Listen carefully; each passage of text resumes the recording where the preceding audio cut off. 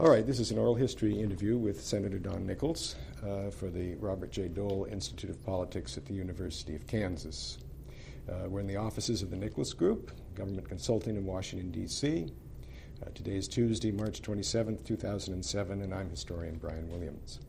Let me ask you first, Senator, when you first met Senator Dole. Bob Dole came into Oklahoma when I was campaigning.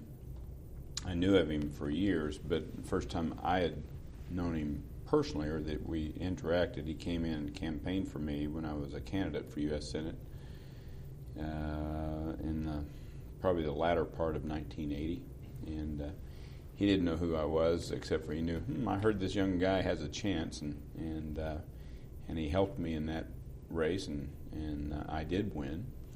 And at that point, he was probably the biggest star we'd had in the state, biggest political celebrity. Ronald Reagan was running, but he never came into Oklahoma. Bob Dole did, and he was well-liked, very popular in the state, and still is. When he ran for president back in '90, I said, you don't have to campaign in Oklahoma because you're going to win it, and he did, I'm sure. But I campaigned with him, and needless to say, he's very popular in the state. Now, of course, you were aware of him before he came and visited you that first time. So let me ask you, how did your initial impression of him compare with actually meeting him in person? Well, he's always a very impressive person.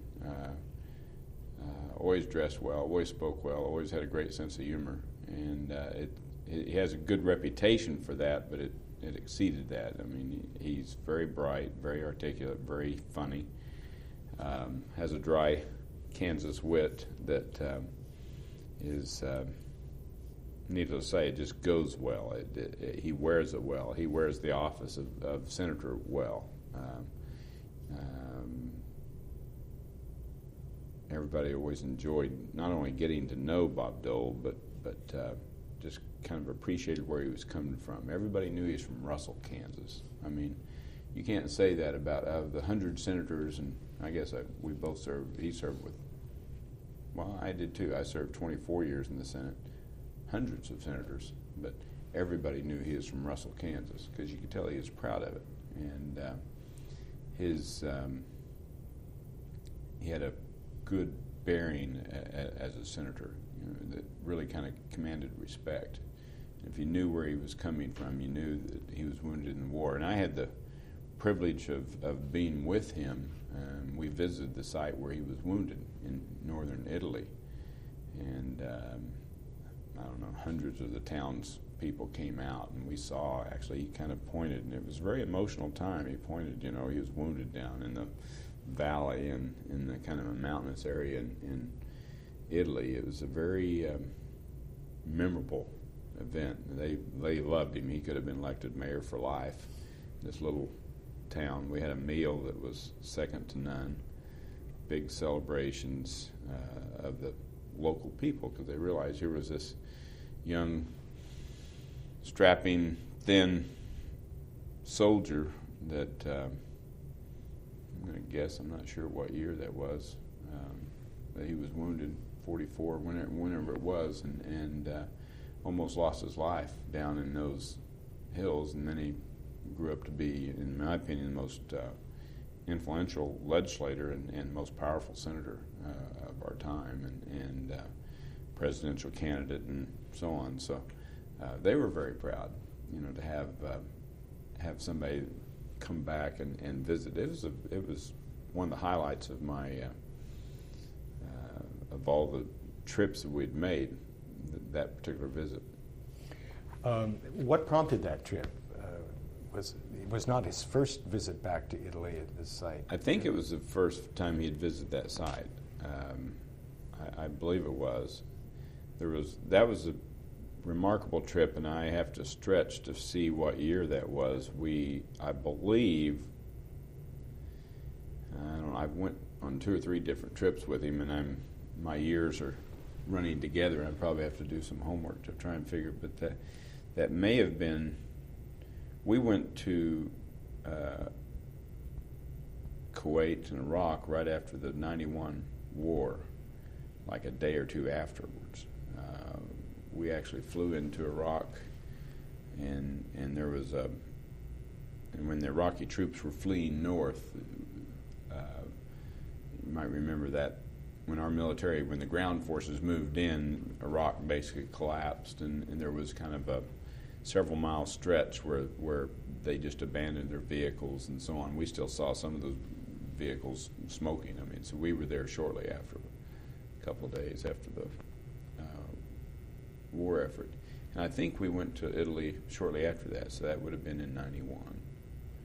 But I'm not positive, and it may have been a different trip.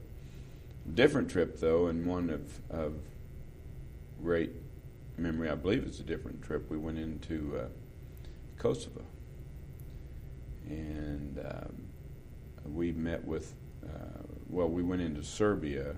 We went into Yugoslavia, but into Serbia, we met with Milosevic.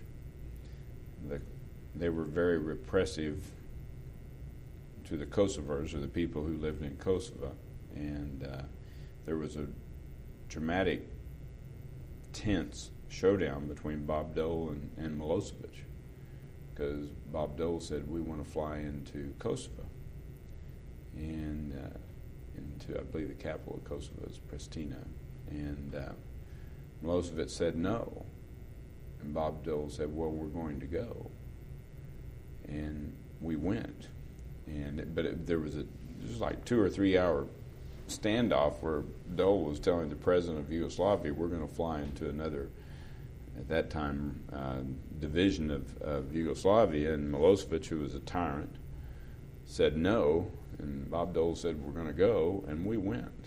And the ultimate compromise, Bob Dole was always a legislator and a compromiser, and the solution was we allowed some Yugoslavians to fly on our airplane. And then when we landed, we were escorted by Milosevic's forces, or the police, and they tried to escort us around the crowds, because the people in Kosovo heard that we were coming. Thousands and thousands and thousands of people in Kosovo were lining the streets, and so they tried to go around them. So we couldn't see all the people, but because they'd been so suppressed, they destroyed their newspapers, and just you could tell there's a war just about to break out, or fighting, the intense conflicts between the factions there, but we did go in. We did meet with groups on both sides. The thousands of people that came to greet us at the airport or lined the way on the airport with a bypass came downtown, so there were still thousands of people there. Police used some force against them. I think there was a person or two that was injured pretty significantly. And but anyway, a very remarkable event. Later that year, at that time I was on the Appropriations Committee, and I did a lot of legislating and helped with Bob Dole. We passed legislation that denied access to any country who denied political freedom within it, and it was opposed by the State Department. And we had a conference. I was on the Appropriations Committee, and it was basically an amendment that Bob Dole and I put together. And I remember we wrestled with that amendment for hours, until it was the longest, latest, tense battle. Dave Obey was the chairman of the House Foreign Relations Subcommittee. Anyway, we had a very tense, long discussion. We eventually passed our amendment over the objections of the State Department, over the objections of the House. We were able to get it through. But and I think we were way ahead of the time. And of course, many years later, the whole situation kind of erupted in Yugoslavia. But Bob Dole really showed that he was a leader at that point, and the people in Kosovo and so on have so much respect for him, because he was maybe the first person who really stood up to him on an international basis with stature. And I was impressed. I'm still impressed when I think about that. So what was it like traveling with Bob Dole? Well, it was really hard work. He drove I'd used to say, you're driving this cattle train pretty hard. And he would drive it hard. In that particular trip, we visited several countries. It was really in the time period when many Eastern European countries were breaking the chains of communism. We went to Czechoslovakia shortly after Havel was I don't know, say if he was elected president, but basically overthrown the communist. And we went out to his villa, his house, outside of Prague, I believe, and on a Sunday. And we had a little caravan, and we went out to his house, and we pull up to his house, and he had blaring, just really loud on speakers outside. I want to say it was some song like Bruce Springsteen's or Proud to Be an American, or it was a pro-U.S. song. Who was that? Maybe it's Lee Greenwood's song, Proud to Be an American. I think that was it. I'm not sure, but it was a pro-USA song. Just had a blaring. And we went in and met with President Havel, and I'm not sure if he was elected president yet or not, but anyway, they'd just taken control, just got control. He pointed to a village or another farmhouse that was maybe a quarter mile from the road, and he said that's where the basically the Soviet, I shouldn't say the Soviet, the communist police, where they were stationed. They always monitored him, and now he had his security guard there. But he did have the communists who followed him around and monitored his phone conversations, tried to eavesdrop on whoever he was meeting with, and so on. And it was a big change of events. He said just a couple of days ago, I put my security in that building, and so we met with him on that trip. We went into several other Eastern countries that were in the process of changing, and we went into Romania, where he was a president tyrant at that time.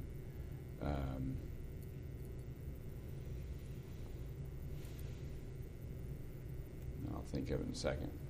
And he was one of the communist leaders who was still hanging on. We met with the dissident people. They did not want us to meet with the opposition groups. And a month or two later, he and his wife were taken out and executed by the mob. By people who had been subjugated and lost their freedom for years and years, and basically overthrew them and liberated Romania.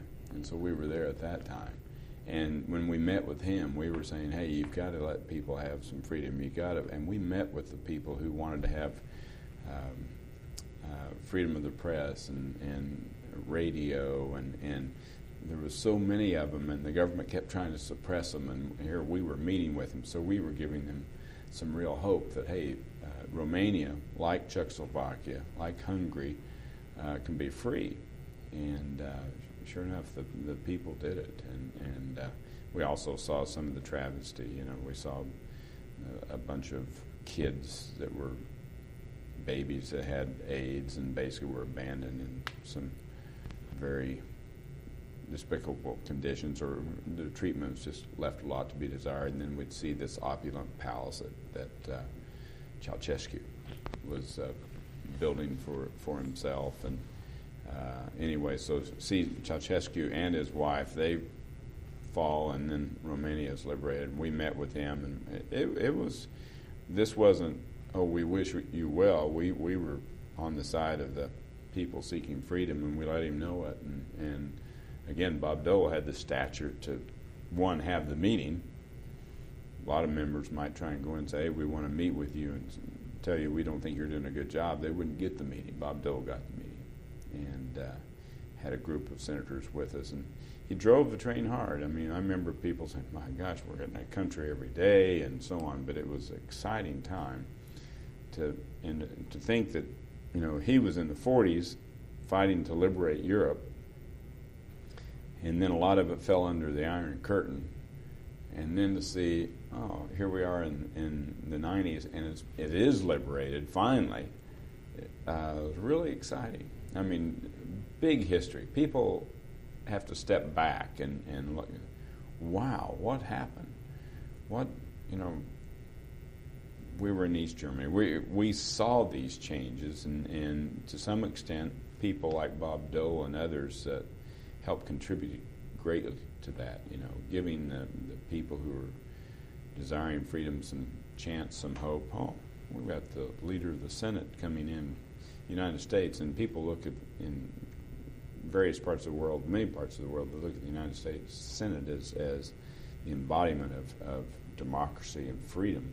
Here's the leaders coming over to talk to me, and we want freedom here. They don't know, in some cases, don't even know what to do with it. It's more an aspiration. It's a feeling inside their heart that they know they've been oppressed and they want freedom. They don't know what's next, and here they have one of the leaders of the free world that's knocking on their door saying, "We support you." That's pretty strong, and very timely. These were bipartisan. I'm just going to move this cue here for a second. Yeah.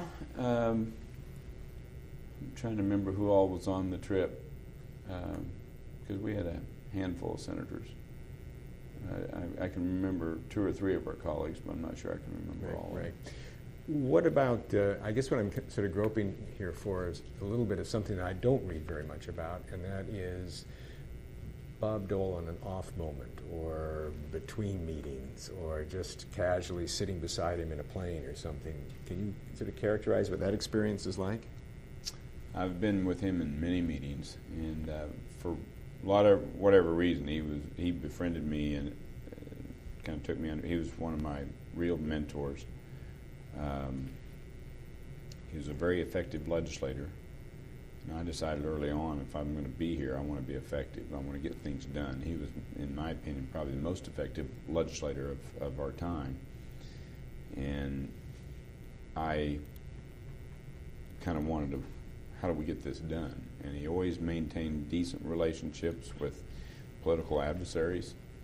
And they always respected him, so he never trashed them, or he'd always, hey, we trying to get somebody's vote this time. We can't get it today. We'll get it tomorrow. He was a consummate legislator, not politician, because he was willing to do what was right. Politician usually implies they're not willing to do what's right. Hey, whatever, it will work. He wanted to make the place work and get things accomplished. And we got a whole heck of a lot of things accomplished, and a lot of it probably wouldn't have happened if he hadn't been in the Senate. Ronald Reagan was very fortunate to be president at a time when you had Bob Dole, Howard Baker in the Senate. Howard Baker was leader. Dole was chairman of the Finance Committee. If you look back at some of the changes and things that happened, when Ronald Reagan was elected, the maximum tax rate was 70%. 8 years later, it was 28%. Bob Dole was chairman of the Finance Committee that entire time. That's a remarkable change. I spent a lot of years on the Finance Committee, but to think of the maximum rate going from 70 to 28 in an 8-year period of time, and Ronald Reagan never had control of the House, so it really had to be carried through the Senate, and then strong enough for the House, and the House has to initiate all tax measures, but a whole lot of that happened because of the leadership that we had with Bob Dole, Howard Baker, and their ability to work with Democrats to get some things done. We had some Democrat help in both the House and the Senate to make monumental changes in tax policy. Today, the maximum tax rate is 35%. So, we're largely still intact. Went up a little bit under Bill Clinton. Went from 31% to 39.6% under President Clinton. And President Bush W was able to get it down to 35%. But we're still in the realm. You see, we went from 70 to 28%. A lot of that happened all of it happened, that 70 to 28, when Bob Dole was chairman of the Finance Committee. And just on that point, someone 50 years from now is going to say, how could that happen? There must have been enormous economic consequences with that kind of a reduction in tax revenue. It was a great thing to do. If the government's taking over half your income, you work more for the government than you work for yourself, you really lose freedom. And we found that wasn't happening just for the millionaires, it's happened to a whole lot of other people, because you pay your personal income tax and you pay your Social Security tax. It doesn't take too long, you're getting pretty close to 50%. particularly for self-employed. And Ronald Reagan deserves the yeoman's credit because it's his belief, but he needed people to get it, to make it happen. And Bob Dole was a legislator. He took effective legislator to make that happen. I've led the fight in the 03 tax bill, and we fought and we won, and it was a tie vote, and Vice President breaks the tie, and that's the one that set the cap gains and corporate dividend rates 15%, and I'm very proud of it, but I still look at that accomplishment of 70 to 28, and I'm thinking, wow, that is truly remarkable. We also, in that same tax bill, we moved the rate back to 35%. At that time, it was still 38.6. We moved to 35. Had to just fight and claw, work, legislate, cajole, do everything we could. So I got the maximum rate effective in 03 from 38.6 to 35.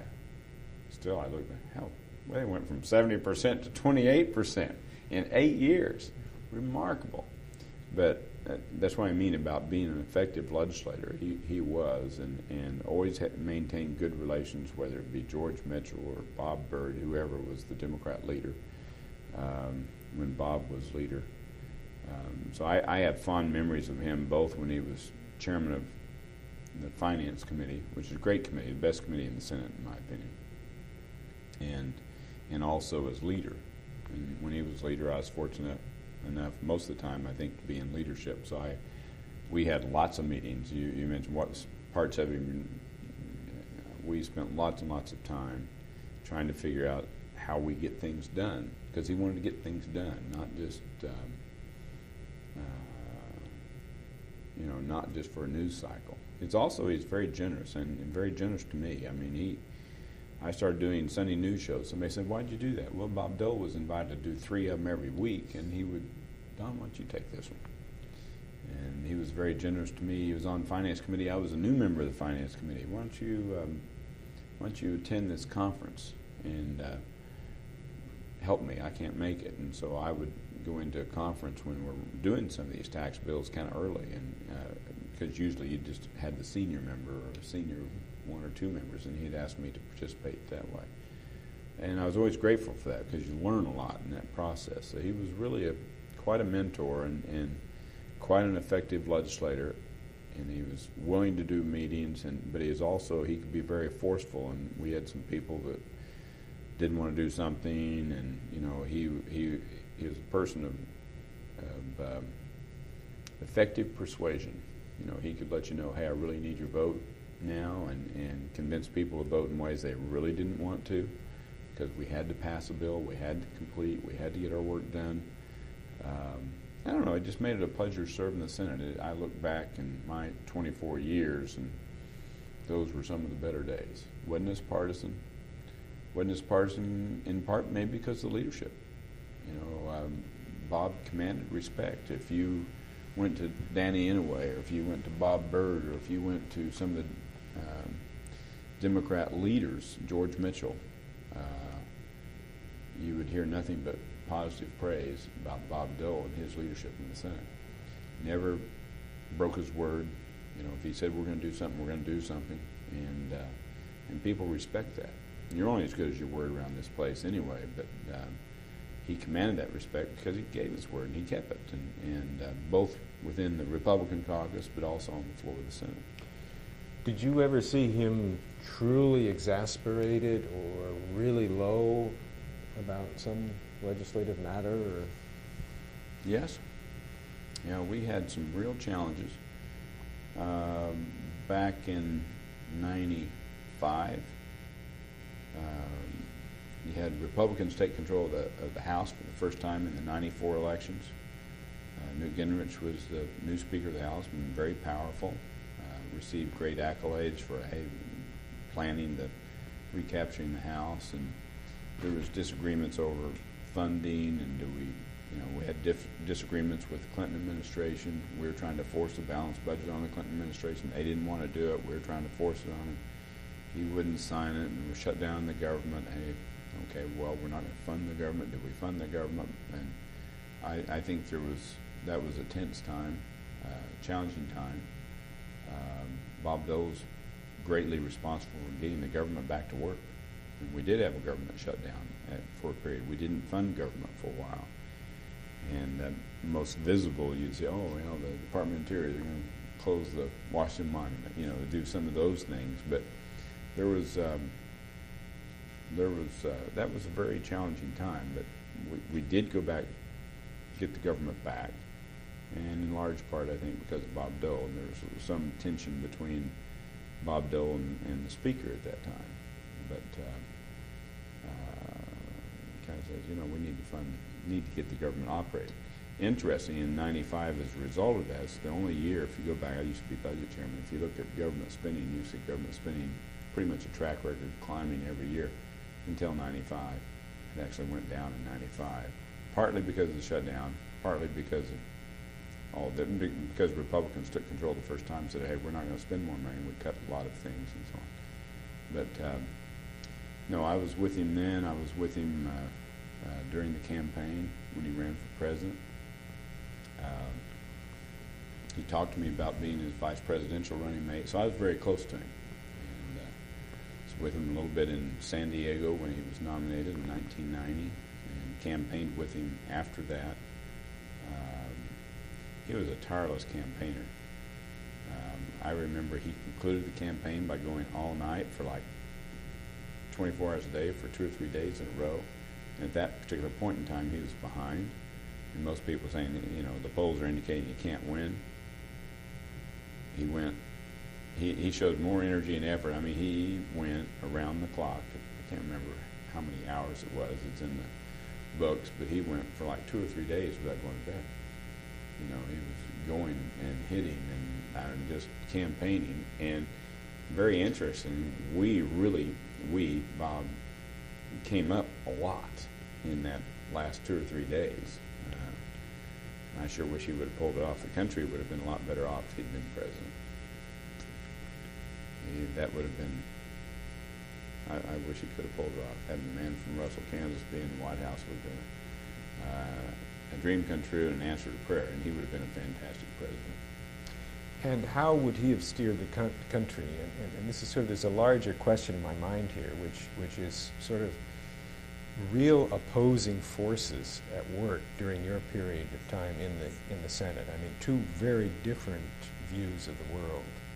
So how would he have been able to really make enormous changes, do you think? Oh, I think so. I think. And where would they have occurred? Well, it's kind of interesting. Let's see, what year? He ran in '90. I remember when it was 1990. And let me step back. Where were we? Okay, that was concluding. You say he ran for president. For president in. Wasn't that 90? No, it was 96 that he. 96. I was going to say I'm getting right. confused. It's 1990. The 96 was the convention in San Diego. San Diego, and I said 1990, and I thought this is not right. No, Bill Clinton had already finished one term. Is that right? No, George the First did. George first finished his term, right? And well, wait a minute, and then he lost. He ran for re-election. In Bill 92, Clinton right. won in '92, and then Bob ran against Bill Clinton in '96. Right. Things would have been quite different had he been elected. One, Bill Clinton was elected in '92. Republicans took control of House and Senate in '94, the first time in many decades we actually had control of both houses. So that was a monumental shift. If Bob Dole would have been elected president in '96, we would have had control of the House and the Senate and the White House. That would have been phenomenal. I said an answer to prayer would have been great. We shut down government to balance the budget in '95. We would have balanced the budget much sooner. We would have been much more frugal. We ended up spending a lot of money, and the deficit came down in Clinton's last years. I mean, he tries to pat himself on the back, but a large part of that was because of the tax bill we passed in '97. President Clinton vetoed the bill we passed in '95. He signed the bill we passed in '97.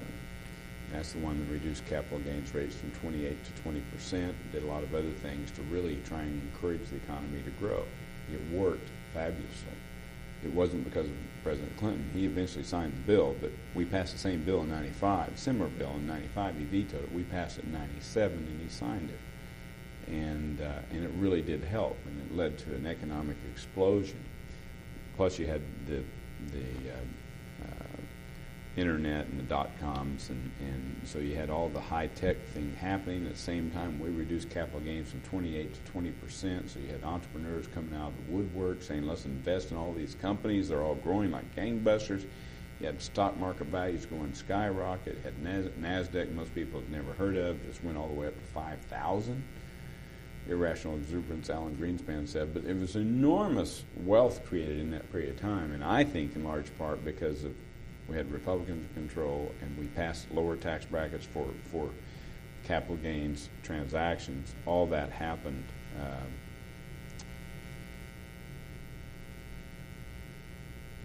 Well, that happened in 97. Bob retired from the Senate in 96, so he could run full-time for president.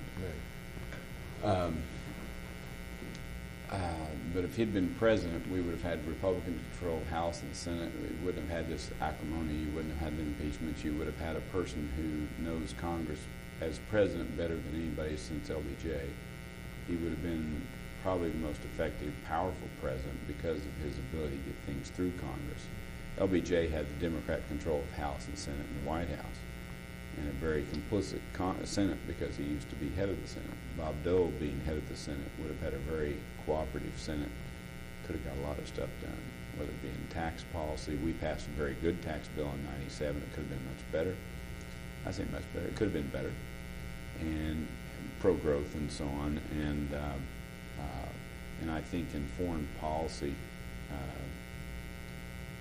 he had enormous credibility. I don't think, Bill, well, let me just take this a little bit further. Bill Clinton's idea of, remember his campaign motto was the economy is stupid. Didn't really want to talk about foreign policy and involvement. I think under President Clinton we lost a great deal of stature worldwide. I think Bob Dole commanded that stature and respect. And I think we lost respect worldwide too with the Clinton scandals and so on. Bob Dole didn't have a scandal associated with him. I think all the decades of public service he didn't have scandals.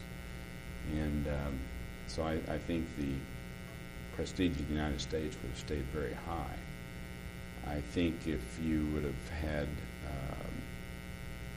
bin Laden, if they would have attacked U.S. embassies in Africa, I think there would have been a much more significant response. If you had the USS Cole attacked, which happened in the year 2000, the embassies, I think, were in 98. I think that those would have happened on President Dole's watch. I think bin Laden would have been toast.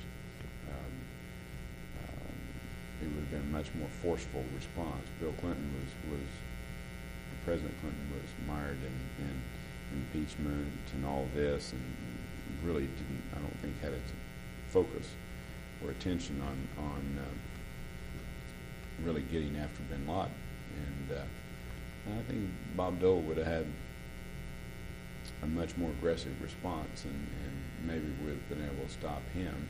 Now, there might be some successor terrorists that would have still been conducting enterprises, but if you look at the attacks that the terrorists did, they had the 93 World Trade Center bombing, they had the 98 two embassy bombings in Africa, you had towers blown up in Saudi Arabia, and then you had USS Cole. Those were all in the Saudi Arabia, the two embassies I think were in 98, and the USS Cole I believe was in 2000.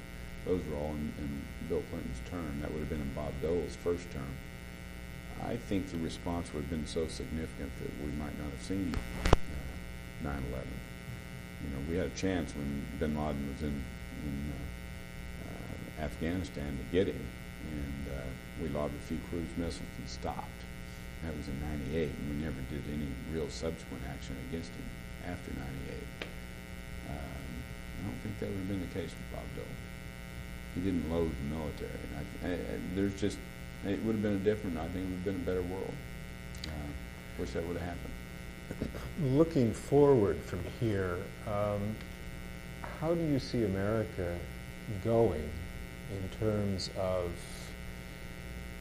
the sort of Republican vision versus the Democratic vision? Because that's still very much being fought out in Congress.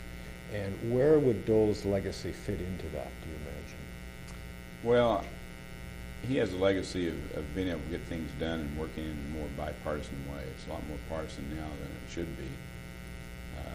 His legacy would be to help restore, make the Senate the great institution it really is. I think we've had a bunch of House members that were elected to the Senate that have pulled over some of the attributes of the House which are not positive for the Senate. The Senate is a great institution. It's a great place. There's not a better place to serve in the country. And Bob Dole, in my opinion, is kind of the embodiment of the real great traditions of the Senate. His legacy might be to help restore that to some extent. Some of us are trying to say, hey, you guys need to kind of, we're already, here it's March, year and 3/4 before the next election, and the environment is so partisan. They want to do everything they can against Bush or President Bush and his team. I don't know. It's too partisan. They should wait until at least election year before they start some of this stuff.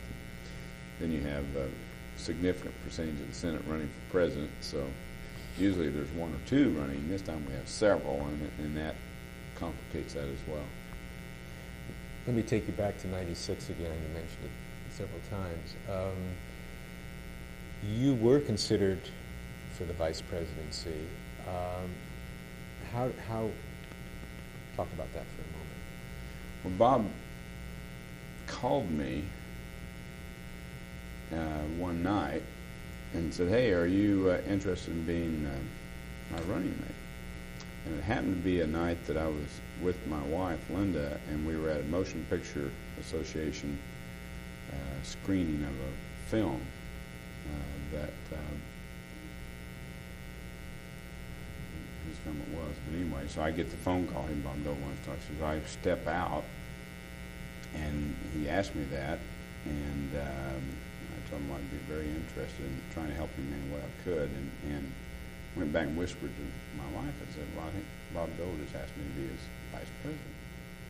I'm not sure if he said, do you just want to be considered? Do you want to be in the pot, or do you want to do it? Because he kind of, hey, do you want to be, the question was, do you want to be my running mate? Now, he's from Kansas, I'm from Oklahoma. They're somewhat next to each other. My hometown's about 20 miles from Kansas, so thinking geographically we're probably not the best combination, but anyway, but I was flattered to say the least, so I'm whispering this to my wife, and we're watching the rest of this movie. So, oh my gosh. And the next day or two, he had an office down not too far from the Capitol on North Capitol Street. And anyway, they sneaked me into their headquarters because they're trying not to get a whole lot of notoriety. So I ducked down in a station wagon or a van, so the press, and there's lots of press outside their campaign headquarters, go in and talk to him about it, and he was seriously thinking of myself, and I think Connie Mack, and ultimately Jack Kemp. I'm not sure Kemp was on the radar screen at that time. Scott Reed, who was his campaign manager, used to work for Jack Kemp, and I think kind of pulled him up a little bit later. But at that particular time, I think they were looking at me, and maybe somebody else. I'm not sure when Connie came into it, maybe shortly after I did. But anyway, they were looking at 2 or 3, and Jack Kemp was the ultimate nominee or selection he selected for. And this is right before the San Diego convention in '96, and exciting time. Also at that time, Bob Dole, or at least in March or April or so on, he had a lead over President Clinton in the polls, and something happened. He had a lead. Maybe it was even before then. Maybe it was like '95. He had a lead. I'm not sure when that dissipated. I think the turning point for Bill Clinton was the Oklahoma City bombing in April of '95, because he was really on. President Clinton was in kind of his poll numbers were collapsing. Republicans took control. He had a health care bill. He had a tax bill that raise taxes and didn't. Deficits were still really big. He tried to spend a whole bunch of money on that and on health care. Health care bill went down. He lost control of Congress. All this kind of stuff happened, and his members were really kind of in a tailspin. And after the Oklahoma City bombing, he turned that around, and that was in April of '95. I think prior to that, or shortly before that, or something, Bob Dole actually had a lead over President Clinton. Bill Clinton's a great campaigner, and campaigned 24 hours a day for lots of years. Bob Dole got into it. I think he realized, hey, I can't run the Senate and run the campaign. So he announced, he was stepping down from the Senate. That was monumental. I hated to see him leave the Senate because he was such a great institution, part of the institution. We passed term limits on elected members of leadership, thinking this would be good. We should have a turnover. And I was in leadership. We limited all the positions to 6 years, except for leader. And Bob Dole was leader, and he was leader for more than 6 years. And we said, we're not going to put a term limit on him. He can stay there as long as he wants. Quite a compliment to him. That's still the rules today. But then when he announced he was going to retire, I'll never forget it. I made a very, I think it's a very good speech, complimenting him on his kind of the last speech on his last day in service in the Senate. I remember we had the entire body packed, and it was emotional time for Bob because he loved the Senate. He had a hard time controlling his emotions, both at the press conference when he announced that he was stepping down, which was done over in the Hart Building, the biggest room we have there. I remember that, and then I remember a couple days later being on the floor making this speech, complimenting him. We dedicated the balcony outside his leader office, the Dole balcony, which is a very special place in the Capitol, which probably he's about the only person that ever has used it, but you can actually sit out there, and he liked to get a little sun. And you notice he's usually kind of tanned. He likes to have a little sun on his face. He always looks young. He always looks vibrant. He carries himself very well. So we named that. I think we did that day. We passed a resolution so that balcony between the floor of the Senate and at that time the leader's office, which is down the hall. There's a little balcony there now. It's permanently called the Dole balcony. Faces down the mall or to one of the sides? It faces out, looking over the mall. Looks over Washington Monument and Lincoln Monument. It's a very special place. And if I like to jog. So if you jog up the steps, you can see there's the Dole balcony.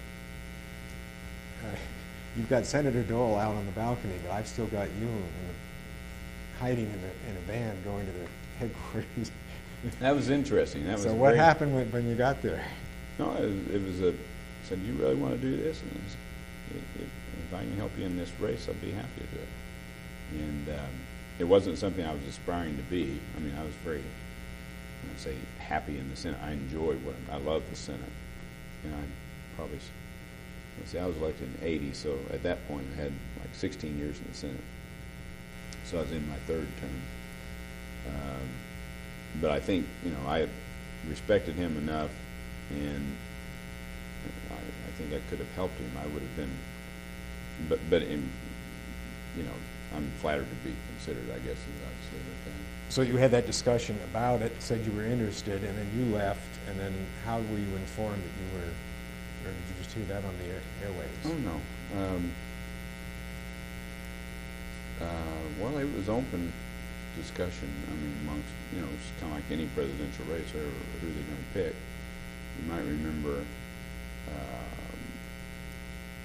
President Bush won, selected Dan Quayle. Dan and I were elected at the same time, same age, and so on. But he kind of surprised everybody. He waited till right at the last minute at the New Orleans convention.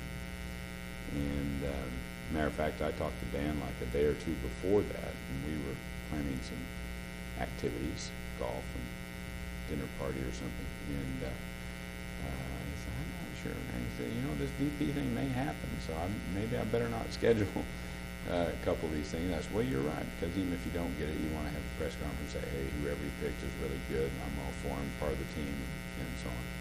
And then President Bush did select Dan Quayle, but he had very little notification. He didn't have time to think about it. And you need some time to think about it. You need time to be able to think about how do you answer the question, are you ready to be President of the United States? Because if you're VP, you're just a heartbeat away, so you have to be ready to be President. And you have to be able to answer a lot of questions like that. And that's kind of, oh my gosh, it's not just being VP because, hey, Al Gore is VP, or, you see a lot of other people, well, surely I could do as good a job as this person or that person, but the job is not just being VP, you have to be ready to step in. And so it's kind of a, that's a big challenge. Bob Dole, as you know, was Jerry Ford's vice presidential running mate. And he did that when he was, chairman of the party, and he did that after Watergate, and he was a tenacious campaigner. Some people call him mean. He wasn't mean, but that was a tough environment. We think today's environment is tough. That was a tougher environment in all likelihood. And he was a tireless campaigner and so on. I was a businessman in Oklahoma, but I was impressed with Jerry Ford and Bob Dole, and very interesting time, let's say the least. So how were you informed that you were not selected? I'm not sure I remember that. 96, that's 10 years ago. I don't really remember. And what were your feelings? I can't say I was all that disappointed. I thought, Jack Kemp was a bigger name than I was because he had run for president. You develop your name ID by running for president, and he had run for president. I can't remember what year, and he was a good speaker and dynamic pro football player and so on. So, he had a bigger national name, and he wasn't from Oklahoma, which had 6 electoral votes or 8 electoral votes, and Bob Dole would carry Oklahoma whether I'm on that ticket or not. New York's another matter, So there's a lot of things that go into the equation, and most people would say it doesn't make any sense to go from Kansas and Oklahoma. That's kind of a negative. Geographically, you look for balance, and you also look for balance sometimes philosophically, and Bob Dole and I were very close philosophically. Sometimes if you have a somewhat moderate candidate that maybe offends some group, you try and get somebody to kind of balance that so that the other group's not too upset, those kind of things. And we were pretty close philosophically, and we would have been very compatible. We would have worked very well together. I think done a lot of good. I think I would have been very tenacious going after Bill Clinton and some of the vulnerabilities there that didn't really happen. But but I thought Jack Kemp was a good choice too. Nothing against I'm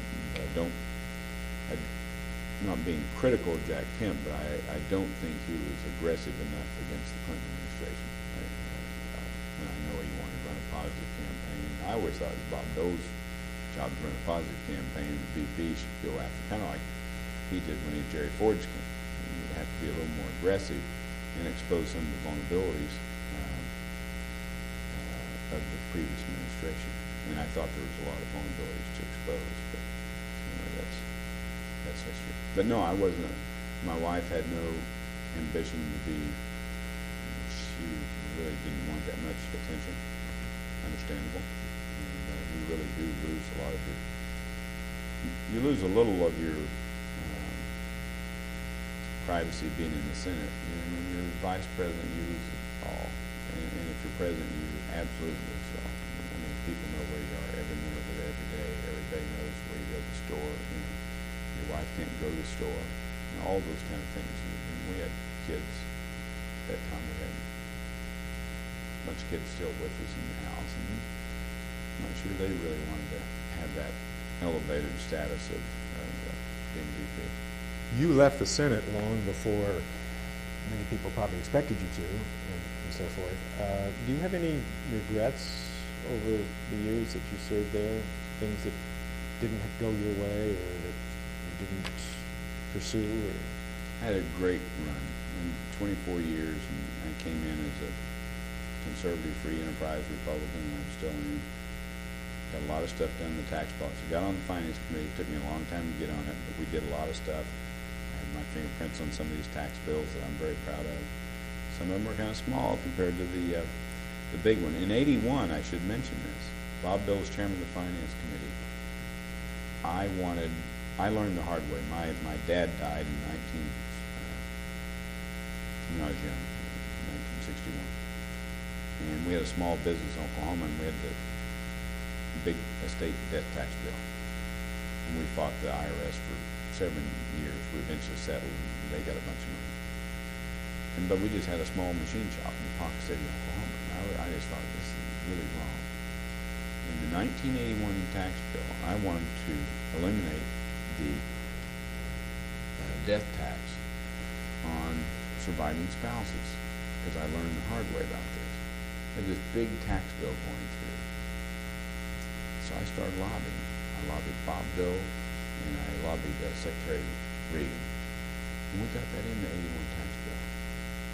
And that greatly whet my appetite to be a legislator, not just somebody who makes speeches. And I did it through working.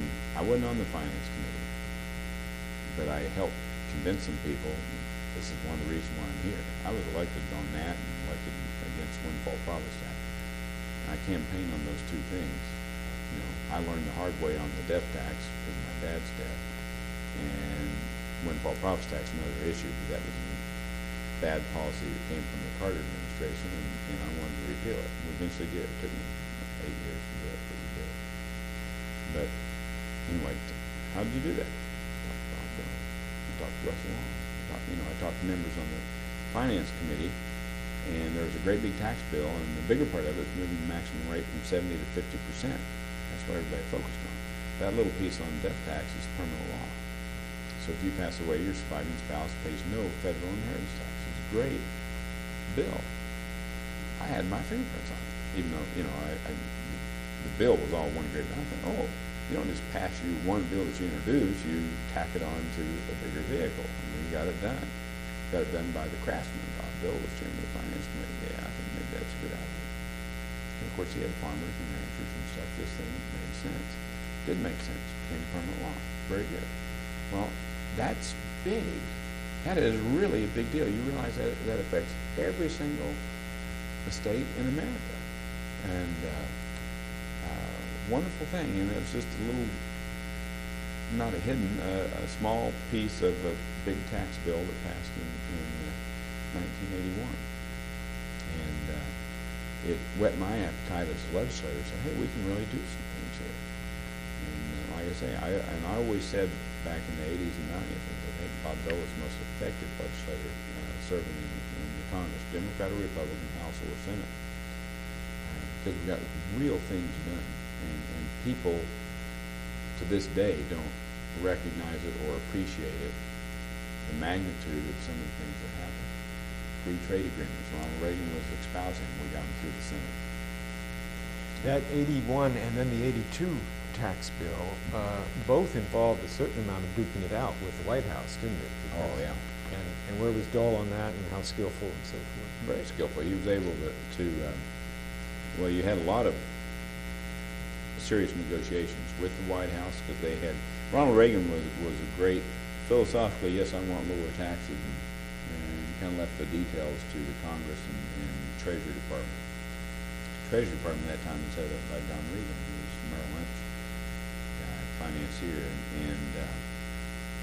and then we had, actually, if you go, we had the 81 tax bill, had the 83 tax bill, had the 86 tax bill, maybe, and there's another one in there too. Another one or two smaller ones, and some of them were raising more taxes, closing loopholes. It was such a monumental shift. You had to do fixes and transitions. It was really complicated. Still remarkable. It's still absolutely remarkable. Somebody said, oh, 2 or 3 of those had some tax increase. But the net result of it was we got everybody's tax rates down significantly. We closed a whole lot of loopholes. You had a whole lot of people mad because some people were paying very little taxes because they had enormous deductions. You had some provisions where people would invest $1,000, get a $3,000 write-off to reduce their taxes. So they're making investments strictly for tax purposes, not for economic purposes. We're trying to make the tax code basically fair, flatter, simpler, and we went a long ways towards doing that. Made some people upset in the process. So there's a lot of duking out, a lot of it Democrat, Republican, a lot of it House and Senate, and a lot of it Senate and White House. That was a great time, and it took an effective legislator to make that happen. It's easy to stop things. It's hard to pass things, and we got things passed. And a lot of it because Bob Dole was either chairman of the Finance Committee or he was the leader in the Senate. And if you look at welfare reform that Bill Clinton signed, he didn't want to sign. We passed it 3 times. That was in large part, I give Newt and the House guys a lot of credit for that. They may have been the driving force, but to get that through in the Senate, when you had Pat Moynihan, Ted Kennedy, and others that were wanting to filibuster it, I say wanting, they were very opposed to it. Whether I can't remember, I don't remember them really filibustering, but they sure threatened it. I believe they threatened it. Anyway, it was not easy to pass. We passed it 3 times before President Clinton signed it. And now welfare rose all across the country at least half of what they were before. We took out this guaranteed government payment if you don't work, and put some limits on it and stuff. So that was pretty significant. The tax policy, the trade agreements.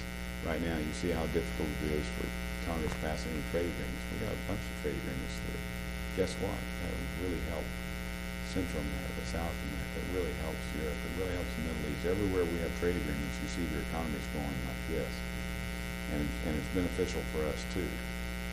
That happened in large part because there's a man from Russell, Kansas, that knows we grow a lot more wheat in the United States than we can consume, so we got to sell it.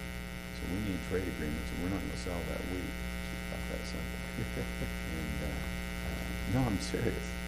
So the ag bloc was always a big constituency to be able to sell trade agreements because we're so darn productive in agriculture. And Bob Dole was always kind of looking out for farmers. But farmers need markets, and if you don't have trade agreements to get stuff out, you're going to suffocate in your overabundance here. And we understood that. So maybe we should end. I'd like you to just touch on your time when you were the chairman of the Republican Senatorial Committee, which you described at one point as pretty tough. Yeah. And then the years you were chairman of the Republican Policy Committee, what those entailed and what it was like for you. Well, in relation to Bob Dole, I was chairman of the campaign committee back in '90, and that was a challenge. We actually we had great candidates. We had the best recruiting year maybe ever. We raised more money. Lots of things right. That was the year that President Bush won, negotiated. Democrats were in control of both the House and the Senate, and like in September of '90, agreed to raise the maximum tax rate from 28 to 31%, and it probably killed his reelection, and it certainly killed the candidates that we had running in 1990. It really hurt us. Remember that, read my lips, no more taxes, and then when he signed a tax bill that had the rate increase, it killed us, and so that hurt us. And but I was campaign chairman for those 2 years. We did have a bunch of good candidates. We did run good races. We lost one race that year, one seat that year in Minnesota. Rudy Bosch was, and then after that, I was elected chairman of the policy committee. Interesting, I ran for campaign chairman against John McCain, and in 1990, I ran for policy chairman, and it was a close vote. I can't remember if it was one vote or it was a close vote.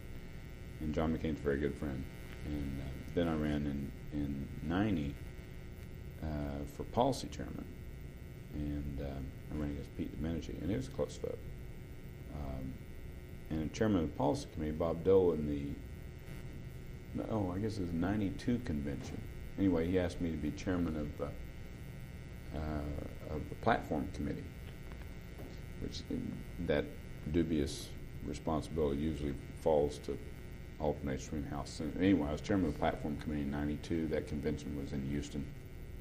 And so anyway, we had some hearings around the country, developed a platform, a very good platform, I might add, very free enterprise and pro-family type platform that we put together and presented it before the convention. When I'm making my speech before, and the opponents are always wanting to have a big bloodbath, when they get into the policy fights. Oh yeah, well the pro-lifers will be happy or the pro-choicers won't, and somebody's want to have a fight. That was kind of a big deal back then. And we came up, I thought, with a good, positive platform, and so I'm presenting it to the convention, and they have everything scripted out, and they want you to, you're presenting this time big time, and so it's scripted. I've never made speeches following a script. I always in the habit of winging them. But okay, this one's printed out, yeah, and it's approved by the campaign people. Anyway, so I start making the teleprompter doesn't work. I get to wing the speech, and nobody notices anyway. So nobody ever knew. So it worked out fine. But Bob asked me to do that. He asked me to do a lot of things in my career, and the ones I liked the most were sit in on the finance committee for me, and as a young member, but going with him to trips to, like the trip I mentioned to Italy, and the trip to Kuwait and Iraq, and the trip to Yugoslavia, and we went other places too. Just had enormous respect for what I always call him, the leader. I still do. I still call him the leader. And he's just a great leader, and his service to the country has been remarkable, and his contribution to the Senate enormous. Right there. Okay. Thanks very much. You bet.